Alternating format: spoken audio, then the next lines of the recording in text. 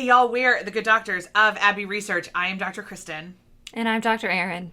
You are exceptionally welcome to our little corner of the internet for our discussion, really our beginner discussion on the Alaska Native peoples as part of our exploration of Indigenous peoples on our Colonizers World Tour.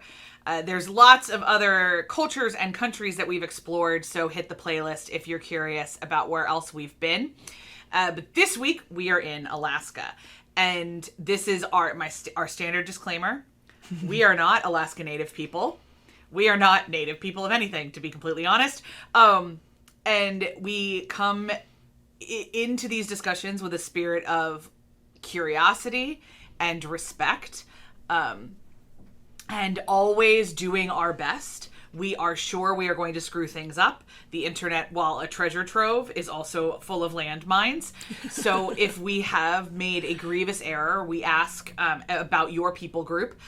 We ask that you correct us. And we would love to then be able to offer, corrections moving on. If you have more resources for us to look at, we would love to have those resources. We call these 101 videos because that's kind of academic parlance for beginning. And this is the start of a conversation for us, not by any means the totality of the conversation. Mm-hmm. So that being said, Erin, what did you know? We didn't really know anything besides stereotypes about Alaska Native people. So let's just go with what did you know about the state of Alaska before we started this research? Yeah, not a lot either is what I've learned. It's a really fascinating lesson in just how American history is taught and statehood is taught. I knew that that's where the Eskimos were. I knew that there was gold in Alaska, and that they got statehood relatively late, and that it's very cold up there. That's all I knew about Alaska. I'm trying to, as I'm talking about this, remember what I learned from history, and I think that's it. Oh gosh. Pop culture, we've both experienced it in that way. I've suffered through several seasons of Gold Rush and Deadliest Catch via my marriage. Mm-hmm. You introduced me to the movie Mystery Alaska, which was not even filmed in Alaska. No, it's filmed in Canada. It was filmed in Canada. I knew that you got paid to live there because that came up during the 2008 presidential campaign, and I remember being fascinated by that. The proposal takes place in Alaska, in Sitka. Okay. So I've seen the proposal a lot. I have absolutely no concept if it's appropriate or respectful, but I've seen it a lot. And I know I listed Northern Exposure as one of my pop culture touchstones, and I don't remember a lot about it, but I do remember that Alaskan Native people existed in it. But I didn't know if it was accurate or how Alaska Native people felt about it. And so I did some research, and it turns out that it did a pretty decent job for the 90s. Not necessarily in the first season, but in later seasons, particularly at the urging of the actress who played Rob What's-His-Nuts' secretary. Okay. Rob Morrow. And I'm scrolling so I can... Elaine Miles is her name. And she is not Alaska Native, though she is Native American. And it's a fascinating article. Again, it's in the downstairs. And I was like, oh, so it's not as bad as I thought. I remember them being, more than one-dimensional characters and not just a part of the show because they were going to do a cultural performance and be a stereotype. But I wasn't sure, and I looked it up. I was like, okay, that's not terrible, but still, a mere drop in the bucket. Oh, for sure. My husband and I are massive food people. Anyone who's watched our channel before knows this. So our beloved Top Chef has also did a episode about Indigenous relationships with salmon. That was very fascinating and shallow because the point of the episode was to eliminate a chef. But we still got a really interesting and good... really good. They did a really beautiful, honestly, ceremony with Indigenous tribe leaders to help us understand, the importance of local ingredients and the relationship to the land and things like that. And that's honestly what, we looked at each other and we said, we want to go to Alaska and eat that food. And that's, so our 10th anniversary trip next year will be to Alaska to eat that food. Nice. And we're very excited about that. I learn about cultures the best through my stomach. So, but now that I've spent this deep dive, this little bit, we definitely have more. I'll have more questions. We're being, even more conscious tourists than we were going to be. And what that's all going to look like, we'll definitely keep you posted as I plan our trip. But this period of this video is entirely about the Native peoples, different groups, which Aaron and I essentially were starting at nearly ground zero with. Yeah. So coming at you hot, maybe you are too. So let's go to the map and let's have a conversation about these incredibly rich cultures. So Alaska, if you don't actually know where it is, it's at the top of North America. The upper left hand of North America. It is the connector between Russia and Canada, and used to be connected by a land bridge, which is something I learned in elementary school. And I remember I had to build the land bridge out of paper mache. And so that's all up there. However, in your mind, thinking of Alaska, everything you know about it is probably the southern bit, because that's really where all of the pop culture production goes. And you may know the term Eskimo. We want to, right up front, let you know that for a majority of the peoples, is a term that has fallen out of fashion. It is seen as pejorative by many peoples. So here's our hot tip.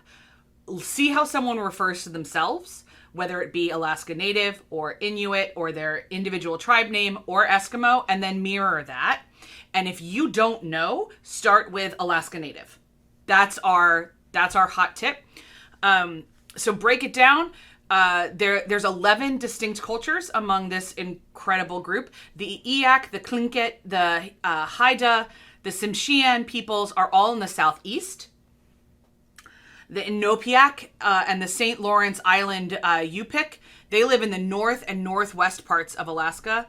And then there's another group that is not the St. Lawrence Yupik, but just the Yupik. And the Kupik, they live in southwest Alaska. So all of this is big. Then there's the Athabascan people who are in the interior. And from everything I've seen of the geography, God bless them. The interior is rough stuff. South Central Alaska and the Aleutian Islands are the home of the Sumpiaq and the Onungaks people. And peoples, and the Aleutian Islands are, when you look at the map, they're the islands that literally trail all their way to Russia. If I got 2 of those right, I will be thrilled to death. I did practice, so hopefully I'll be thrilled. In 2020, the population of Alaska was listed at a little under 750,000. The estimate of that, about 15% were Alaska Native. That's around a 3% drop since the previous census, which was 5 years before. And that's not, great. So we've got around 120,000 people. What's really interesting is, we'll get into this when we talk about our art tomorrow, is that there's a lot of internally displaced Native peoples. And so census data to me is really going to be limited and around any minority population, but especially one with as much internal displacement as the various Alaska Native tribes have. There are 231 Alaska Native tribes registered with the U.S. Bureau of American Affairs, which is... Indian Affairs. Indian Affairs, I'm sorry. A whole lot more than I thought there would be. I'll be honest. I probably would have put it at around 50 before this research. So I'm glad that I know now. The Yupik and the Inupiat are the 2 largest.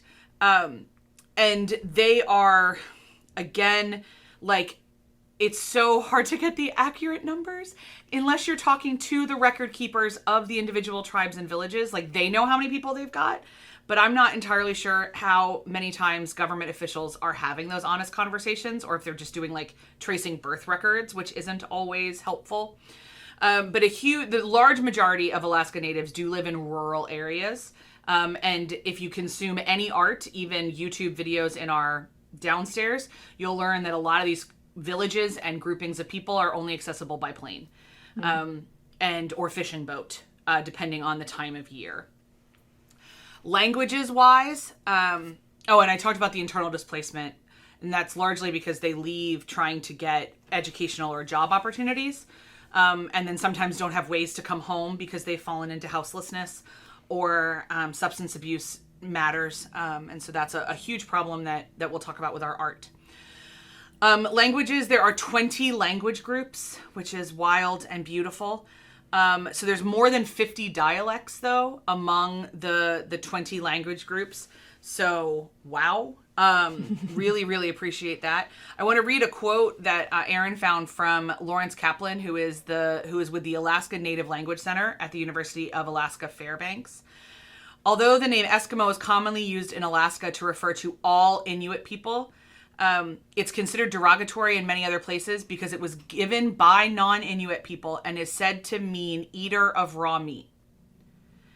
This is also, raw meat could also, this is my editorial comment here, raw meat is not just like raw caribou. There is a history of rumored cannibalism that was never proven, but there was rumors of it.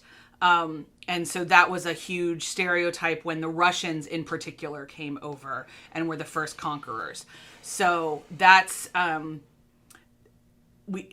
get into it in a little bit when we talk about the religion. We don't actually know a whole lot about indigenous religious practices because they were decimated by the Russians before American ethnographers even got there.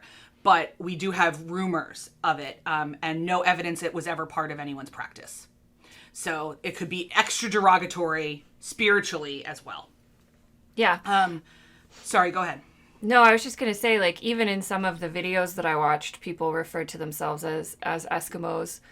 And so it's one of those where, as you said very astutely at the beginning, like, listen and ask.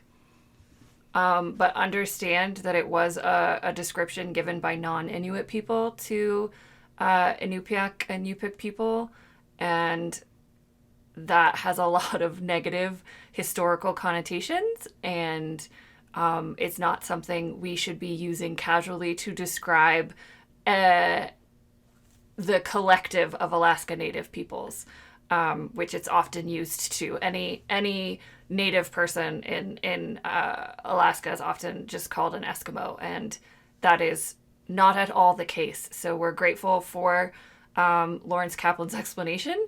We already knew that, but we're happy to be able to cite people always. Always.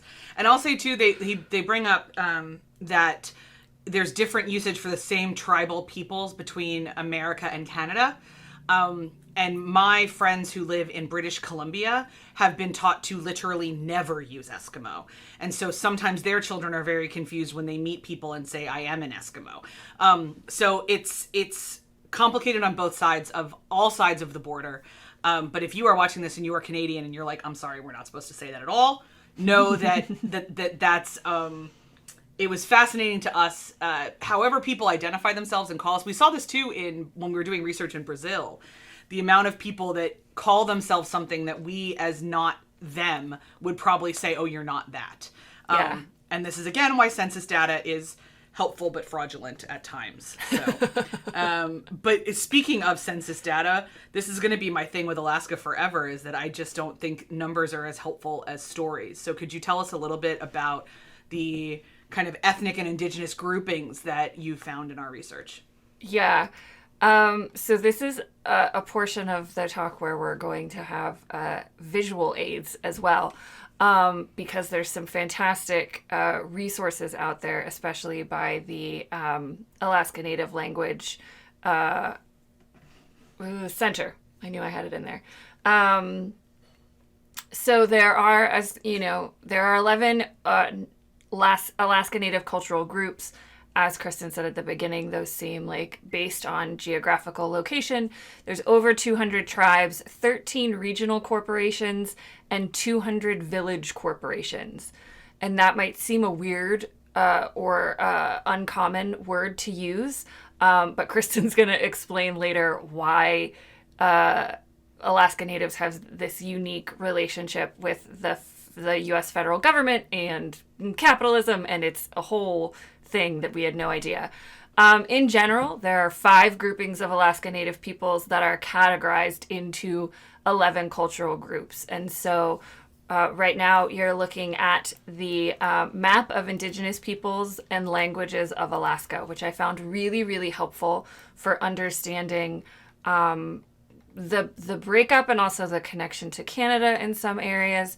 And it might be hard right now to read some of the breakdowns on the side, so I'm going to do my best to kind of categorize it.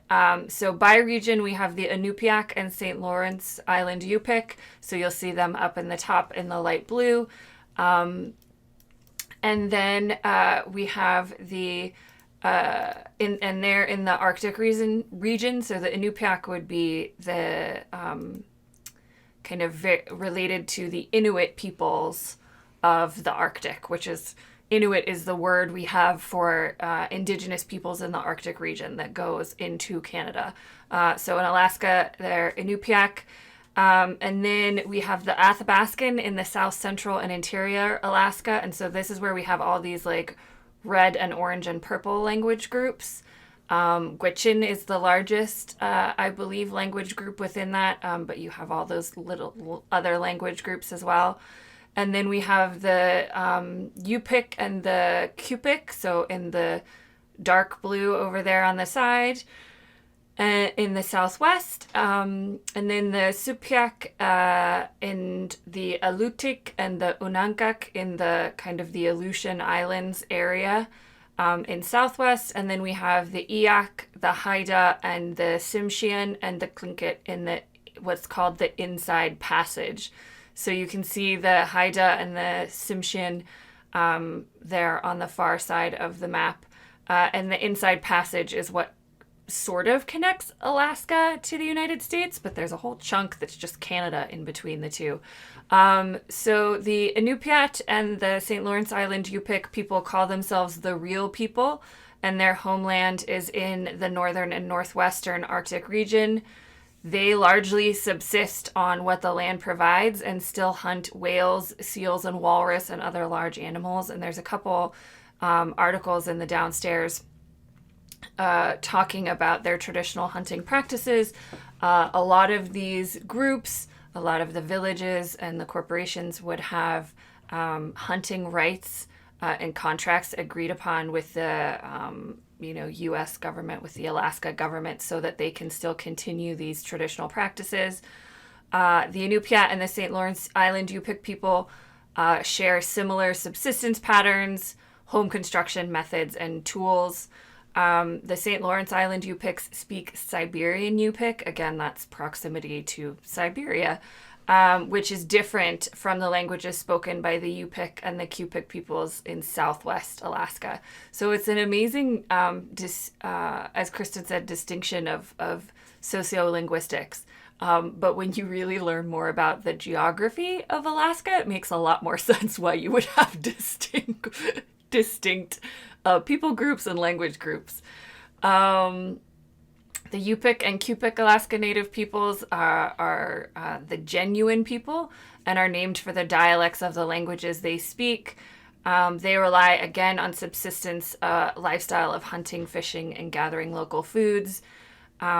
These two cultures are found in southwest Alaska and the Aleutian Islands. The Anunkak settlements are in the Aleutian Islands chain, and the Pribilof Islands, sure, that's a weird word, and the Supiak are associated with Kodiak Island and Prince William Sound. So the Anunkak and the Supiak live in a maritime existence and are really dependent on the sea for their survival, which we'll get into a little bit when I get to my Jeopardy fun fact, which was about the forced displacement of the people who depended on the sea for their survival. In the 18th century, the Russians came to Aleutian land and the population was forever changed. Russian influence remains, and Kristen will get into religious influence a little bit, but the Russian Orthodox Church still plays a large part in their religious practices. And then we have the Tlingit, Haida, Tsimshian, and Iyak, who live in the southeastern panhandle or the Inside Passage. And they share a lot of cultural similarities to groups along the northwest coast of America from Alaska to Washington state. The Haida live on Prince of Wales Island as well on Haida Gwaii in Canada. The Tlingit live throughout all of southeastern Alaska. The Tsimshian people live primarily in Metalatka, Alaska's only reservation, which is interesting, and British Columbia, Canada. Eyak are Alaska natives related to the Athabascans, but influenced a lot by the Tlingit people as well.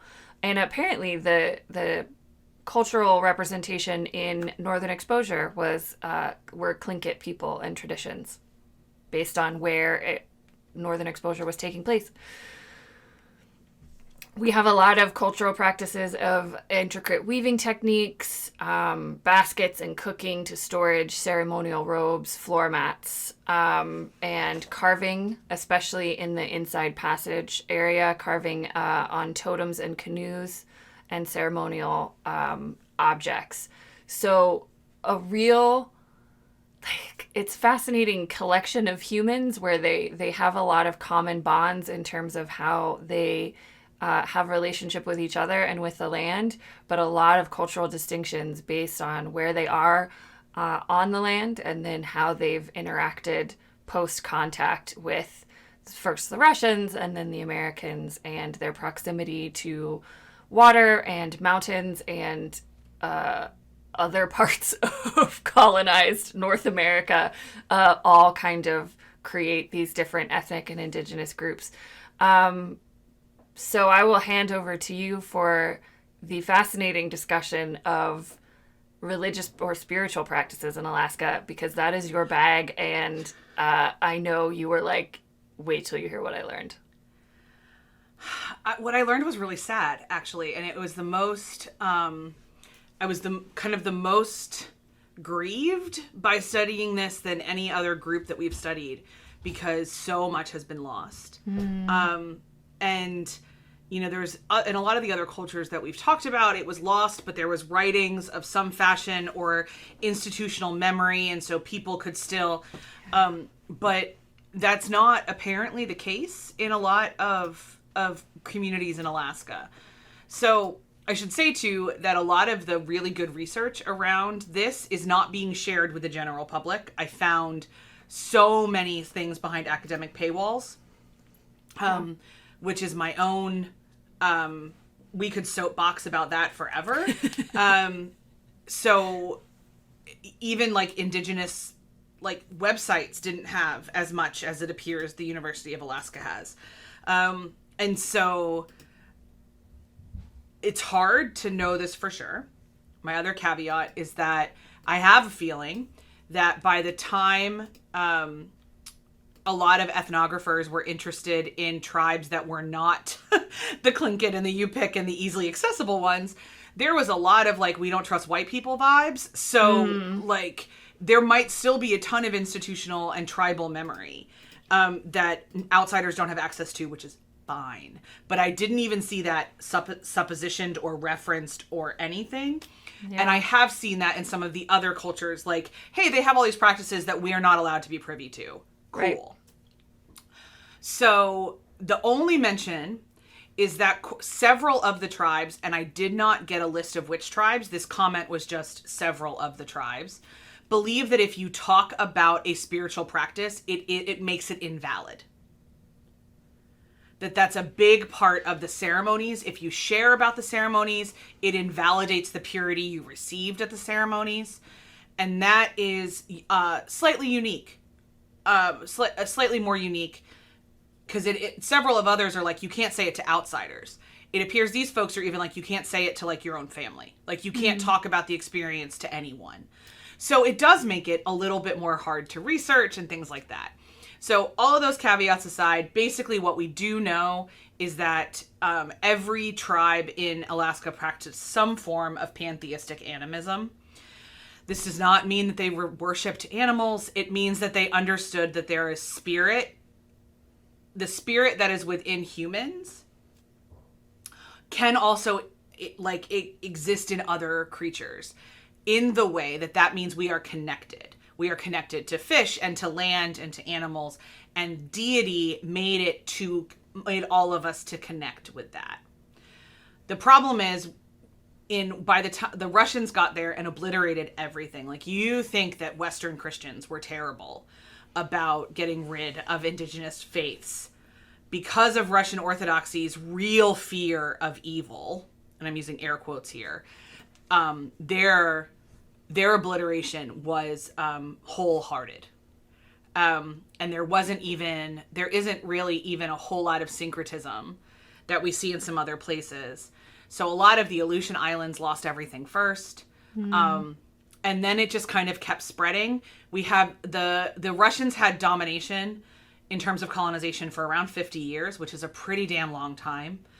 And then the first missionaries we have that aren't Russian were Swedish, and they show up in the 1890s. But at that point, the last living medicine man was already dying. And the Russians had prohibited any further medicine men from being trained. So by the time you get the Swedish Lutherans and the Mormons showing up, you're already getting, like, they're evangelizing a weird mishmash of, like, secret stuff, but mostly orthodoxy in the places that everyone could access at that point in time. There's supposedly a PhD student at the University of Alaska, Juneau, who is doing research like that will help us understand a little bit more of the spread of different things. But as of 2018, that student hadn't published anything. It was just announced that they were researching. That doesn't mean that they haven't done the research. They could be just as burned out as we were and have no desire to publish. So a couple things that, like, what we do know, and I'm going to ask Eleanor to put up a picture right now that we have from the Library of Congress. And this is, as far as we know, the only picture of the last known medicine man, like I said, and his name was Sagdlog. And you can see that this is a really interesting costume in terms of how we perceive what religious robes would look like. And there's actually some really interesting costume similarities with the buskers in England, and some of the ancient Celtic things. There's a lot of understandings of these medicine men and spiritual people, and various folks should have giant hands. Like, that's a thing because it means they can grab from the spirit world down to the human world. Like, there's a lot of that. The Inuit word for this whole group of spiritual people is Angakuk. Angakuk. We translate that very, very roughly as shaman. So this is another moment, just a reminder to never use, that is a word we don't use for humans who are not indigenous and who are not practitioners of indigenous religion. That is not a word for us to use. One of the things that I found really fun, and I'll get to it a little bit more in my Jeopardy fun fact, is that there's some actual magic elements that we get from Alaska Native religions and faith practices. Honestly, they never had a religion because it wasn't institutionalized. So spirituality and faith practice. And so I'll get into that in a little bit. But this one made me real sad because there's just so much. I hope that it's lost to white people and not lost to indigenous folks. But my gut is that it's largely lost to everybody. Yeah. I mean, it's we talked about this a little bit offline earlier today, that, like, because of the, like, geographic location of both Alaska and Hawaii and the lateness of their statehood and all of this stuff, they both have, Alaska Natives and Kanaka Maoli both have distinct relationships with the United States government and colonization and all this kind of stuff. And I think so much of it was lost even to the Alaska Natives because of how they were colonized and what was done. It relates a bit to my Jeopardy fact as well, in terms of a lot of the lost cultural practices that come from experiencing trauma.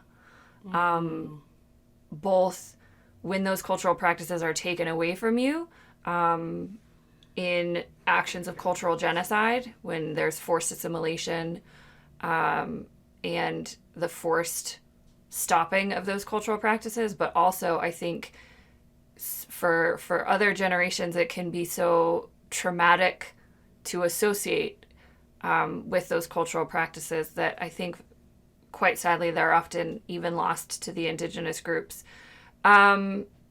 which I think is a good transition into human rights. Spoiler alert, it doesn't look great, similar to all the other experiences of Indigenous peoples by European descendant colonizers. There's a history of dispossession with a lot of the same effects that we see: dependency on government income, poverty, educational underachievement, health problems, teenage suicide, poverty, language loss, alcoholism, violence. However, because Alaska is so flippin' isolated and had a really long territorial status, the principle of native sovereignty is not as entrenched there as other places. The state government, in big quotes, the state government maintains that Indigenous Alaskans have always been treated as individuals, not peoples. No treaties and only a few reservation lands exist, which is very, very different to the relationship to Native Americans. Just because there aren't treaties doesn't mean their sovereignty wasn't violated time and time again. But again, I think we'll get in more to this when we talk about corporations as well, because that's had a huge impact on grouping, Indigenous groupings and forms of identity, and it's really, really fascinating. Unsurprisingly, I mean, because land and environment and relationship with land is fundamental within almost every Indigenous practice, but especially with other circumpolar people groups, Alaskan rights are really linked to environmental concerns. There's a lot of videos and articles in the downstairs about protests for land rights and access and water and pipelines being built across Alaska and all of that. Oil companies are a huge part of the state revenue, but oil drilling is highly disruptive and destructive to subsistence life.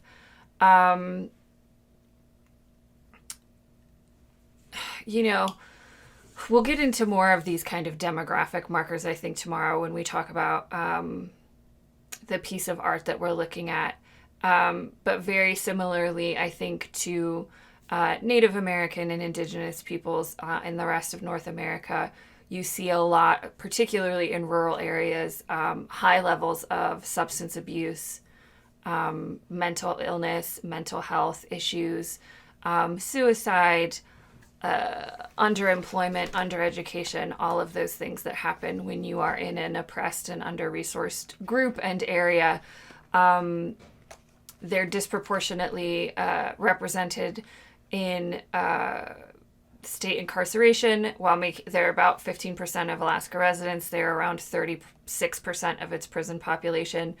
So, we could give you a whole list of statistics, I'm sure, that would bear those out, but it's worth repeating always that one of the long-term impacts of colonization are these social and demographic markers.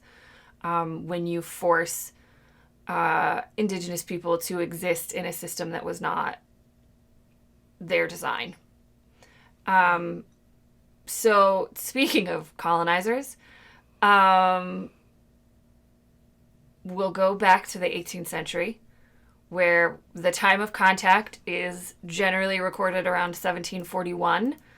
At that time, the land that is now known as Alaska was entirely controlled by Indigenous nations. All of the ones that we have previously mentioned. Before European contact, Inuit people lived in extended family groups as semi-nomadic hunter-fisher-gatherers. Aleuts also hunted and trapped, but lived more permanent, partly subterranean homes on the Aleutian Islands.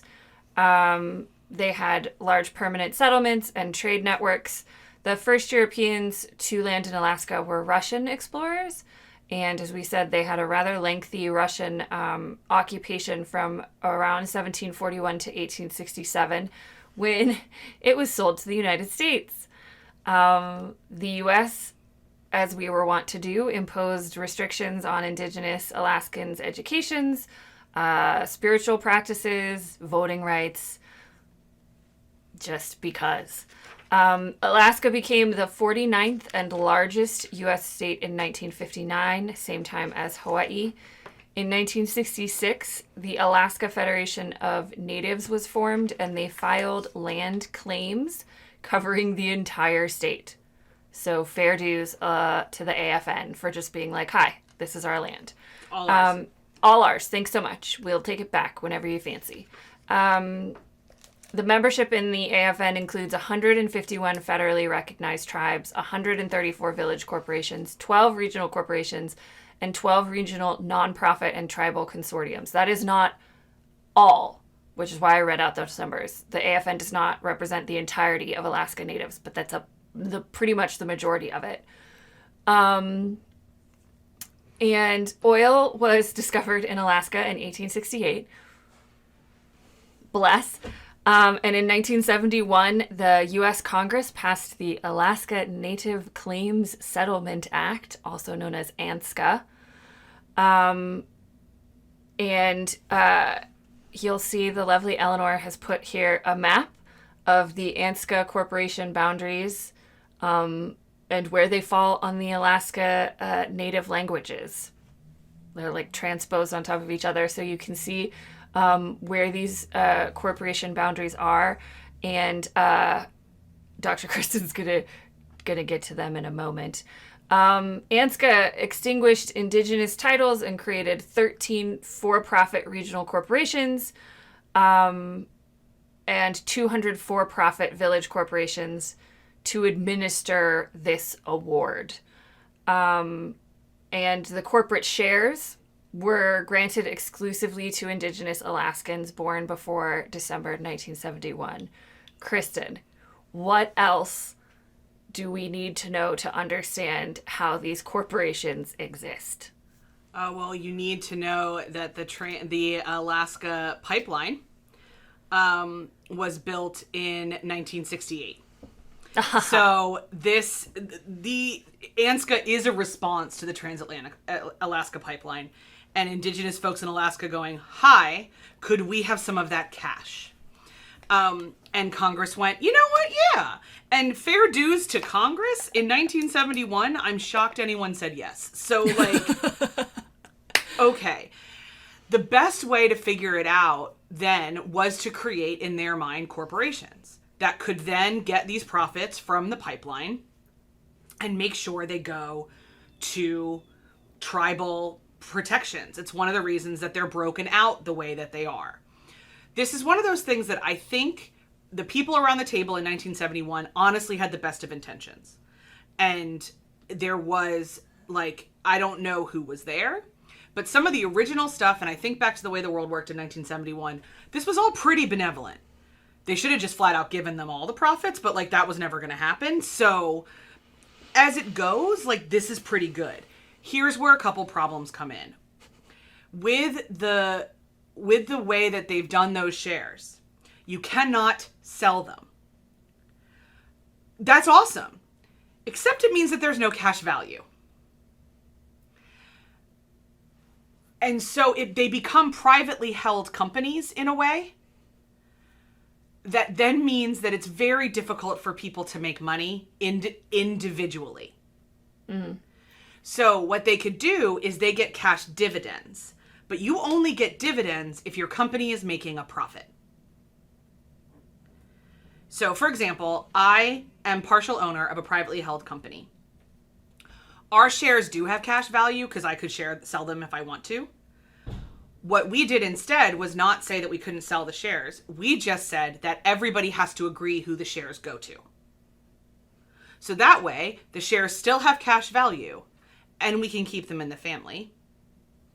And then every so often, depending on what kind of corporation you are, a limited liability corporation, an S corp, a B corp, whatever you are, you as one of the owners can draw off dividends. What's really interesting about this is that, like, if you're an owner, you can draw dividends. It's not normally that you can draw shareholder dividends in the same way that it's set up this way. So the way that shareholder dividends work is that they're tiny. And they only can happen if there's profit. As an owner, I can draw dividends if we have profits or not. As shareholder dividends, you only get them if you have profits. My husband is a shareholder that gets dividends in Royal Caribbean International. When they make a profit, John can choose to draw cash as a dividend or to buy more stock. So all of that is just like how the world works, right? But the problem then with ANSCA corporations is that every like piece of, or we could do this, they've cut off. And there's not really a strong way for individuals to gain capital.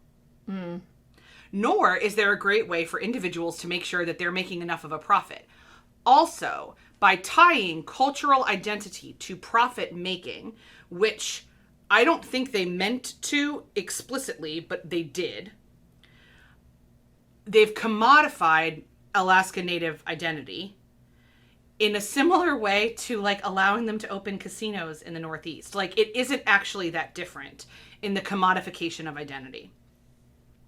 This wasn't great. In 2009, we were up to 198 village corporations, by the way.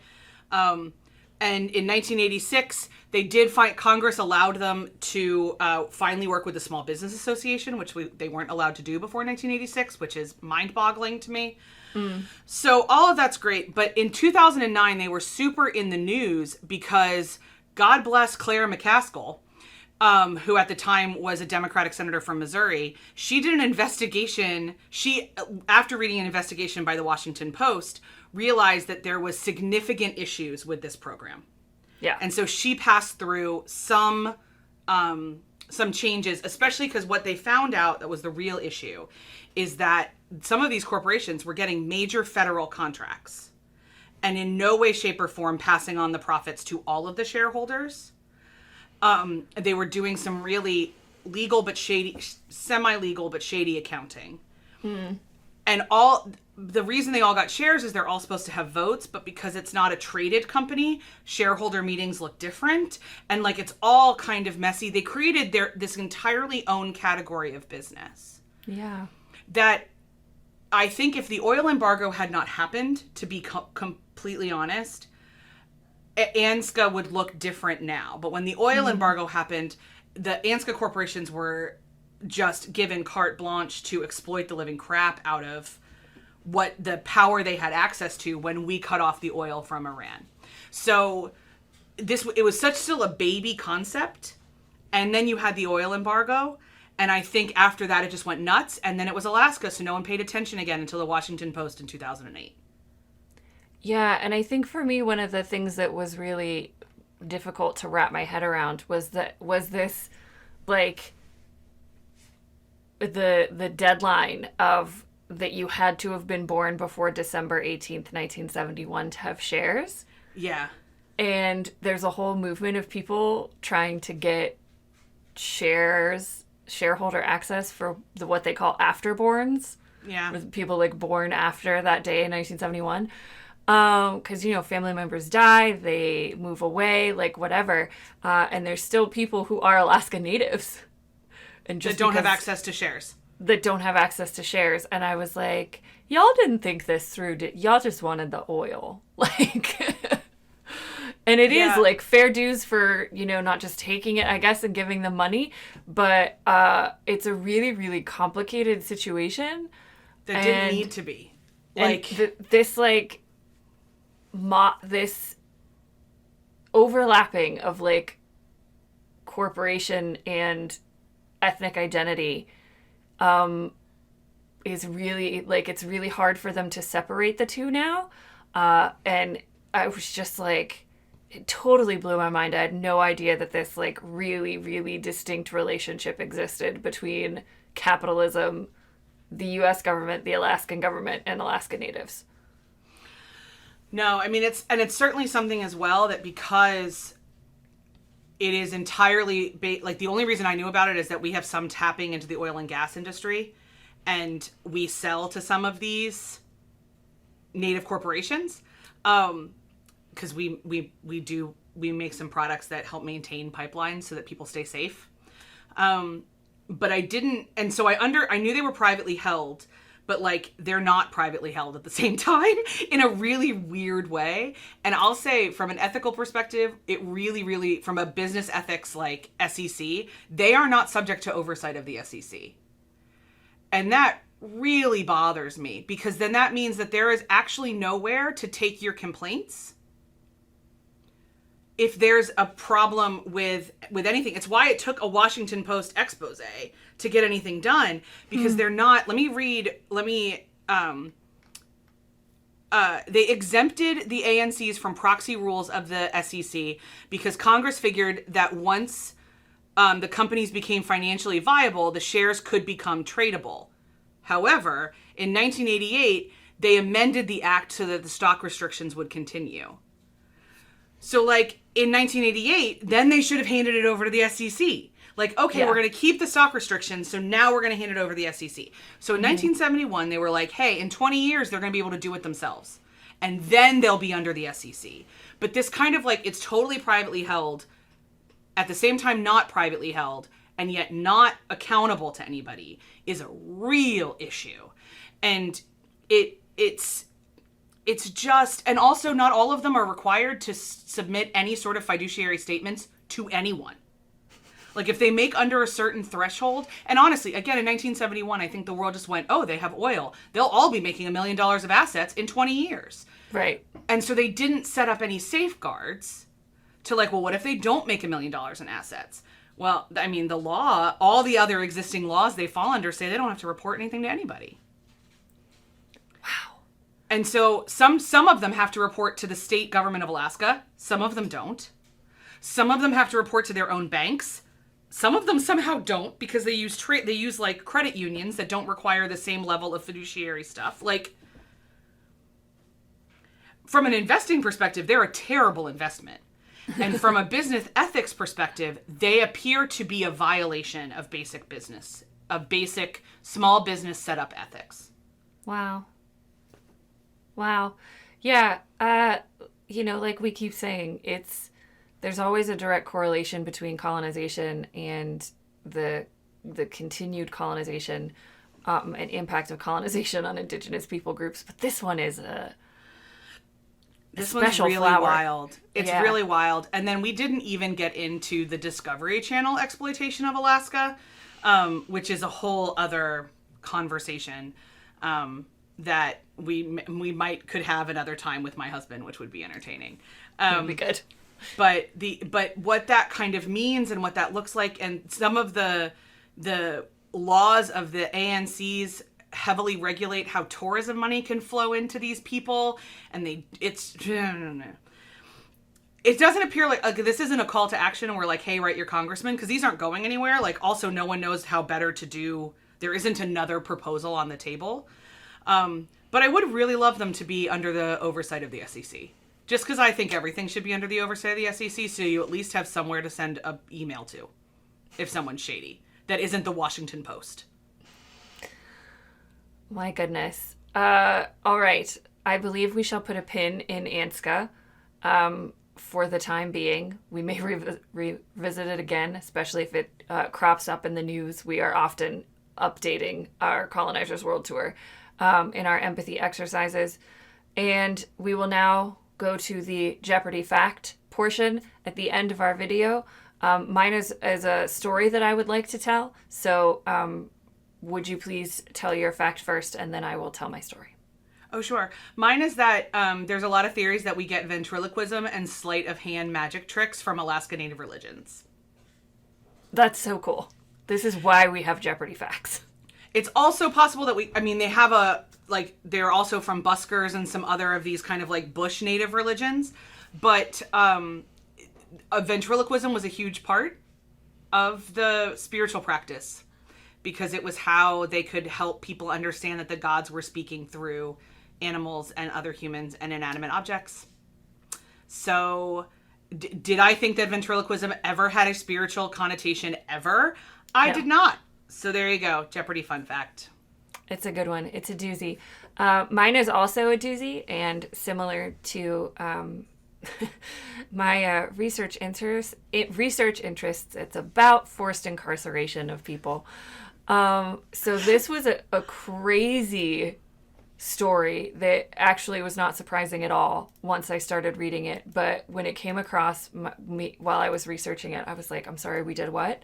So I would like us all to hop in the TARDIS and head back to the tail end of the Second World War. And, it's important to remember Alaskan geography and that the Aleutian Islands literally string almost to Japan. Like, that's where they go out. So, what happened was Japan was Japanning all over the Pacific.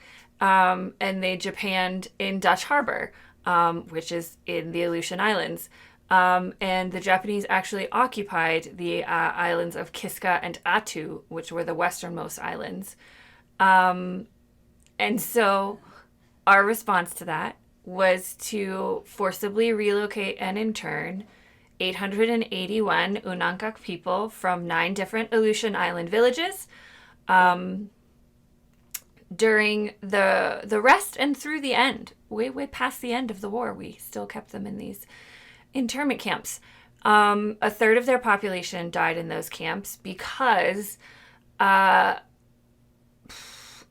were moved far away from their traditional subsistence lifestyle, forced into an area that was run down. They were abandoned canneries. One was a herring saltery. One was a gold mine camp. So they were just like makeshift leftover structures from the industrial past. They did not have running water. They did not have electricity. They did not have toilets. They were told to take 1 suitcase full of belongings. And they were interned there until 1946, I believe. Cool. The ones that survived. This goes back to our conversation earlier about kind of the loss of cultural knowledge and the cultural genocide of Alaska Natives, because a lot of cultural practices and histories were lost during this time, because when they were forcibly removed from some of their villages, the villages were looted by American troops.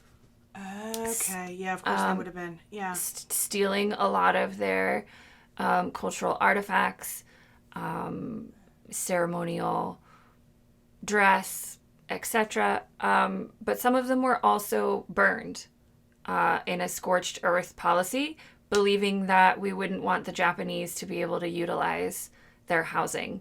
So in the downstairs, there's a fantastic video talking about and interviewing a man who has brought back Unangak traditional dancing that was lost because of this forced displacement.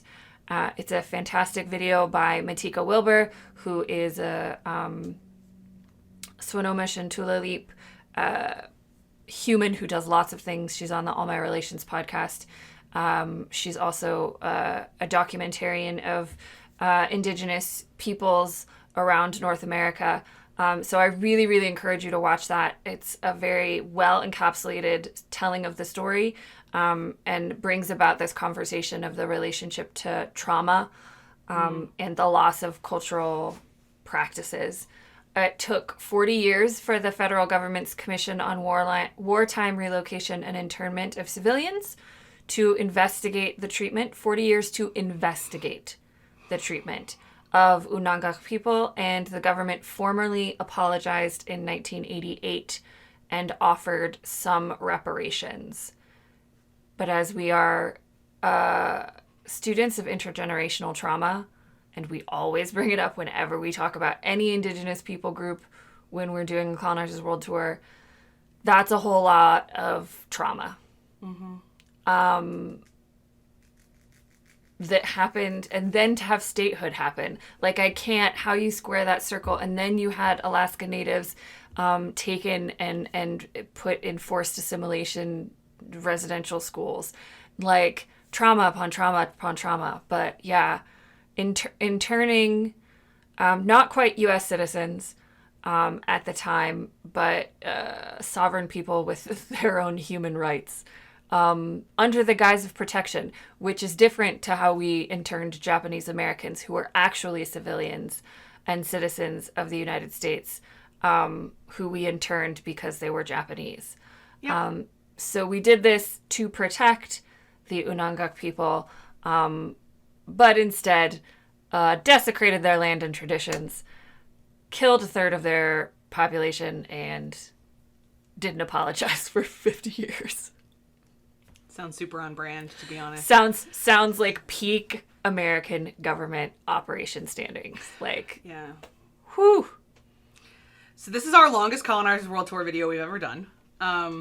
And we hope that communicates that this is a fascinating and rich set of traditions that we are grieved by the action of colonizers. And we are aware, I should say too, that... and I don't think we say this anywhere else, but like as white Americans, we are part of the continual colonization. And we know that. We don't have any idea of what to do about that, but we certainly know it. And we are, I think I'll say I am very overwhelmed by how much of a footnote the rest of the states treats Alaska. Yeah. And I know I've started looking at the Monocac Alley for next week, and I'll feel the same way about Hawaii. So it's, at least Hawaii, like we talk about it kind of. Like Alaska's just this thing that everyone only knows because of crabs. And I'm really struggling with my emotions of deep frustration about that right now. Real borderline anger.